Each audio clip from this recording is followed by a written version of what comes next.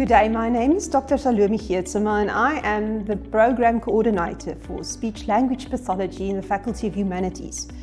I'm also the mom of two teenage girls, so I know how very important it is to ask why to apply, where to apply and what to apply for. So today I'm hoping that I can assist you with those questions. We've got a number of ideas usually coming through in terms of frequently asked questions, and so I'm trying to answer those today. So the first question is, what is speech-language pathology and how is it different from audiology? Now, in the past, we were a joint communication disorders career, and we decided a few years back to split the two courses because of the developing research going with it. And now speech-language pathology, because it is very specialized, is a career in the different disorders surrounding communication. It may range from speech and language difficulties such as articulation disorders, fluency disorders, voice disorders, and things like social pragmatic disorders, for instance, autism spectrum disorder, which you may have heard of. It goes up to learning disorders such as developmental dyslexia, and also the general learning disorders pertaining to intelligence and brain injury. Now, the second question, which subjects do I need to apply for selection, is a very important one.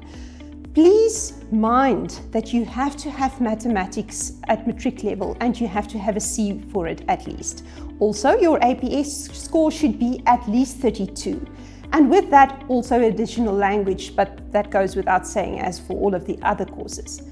And you may want to consider the number of choice. If you want to have speech-language pathology or audiology, you must list it as well. So you can have choice number 1, speech-language pathology, and second, audiology, or vice versa, because these two are close-knit. We only look at these specific applications and nothing additional. For instance, you don't have to write the national benchmark test, the NBTs. There's also no interviews, and you don't have to have additional observation hours. We only look at your marks and your average for matric or grade 11 then. Please remember to uphold your marks if you have done so in grade 11 with your matric results at the end of the year. The third question, how do I know if this is the career for me? Now, I don't think anyone will be able to answer that 100%. And the answer might be a little bit of a cliche, but if you are interested in the allied health professions, if you've got a love and a passion for helping people, yes, that's the truth, and a love for languages, I think this occupation would be one for you. The fourth question, where can I work? So there are a number of contexts that you want to consider. Obviously, the first one that most of you probably think of is private practice. And yes, that's a brilliant idea. But there is also private and public hospitals, private and or public schools and special schools, and at the end also rehabilitation centers. So you see there is a vast variety of job application opportunities that you may want to enter into. The final question, who will be my clients? Now, we serve literally the entire spectrum of ages within the human race, from neonatal care through to the elderly, which we also call the geriatric population.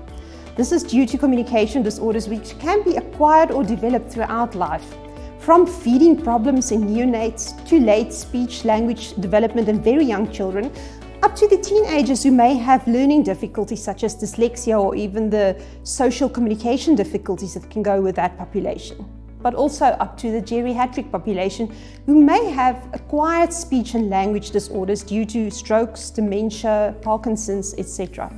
I can literally go on for days on end. That is how much I love my career and the passion I have for it. So today I won't bore you much longer. If you do have additional questions, do not hesitate to email me. My email address is salome.geertsema@up.ac.za, but you can also find it on our website within the Faculty of Humanities website. I'm looking forward to receiving your applications next year and perhaps meeting you in person.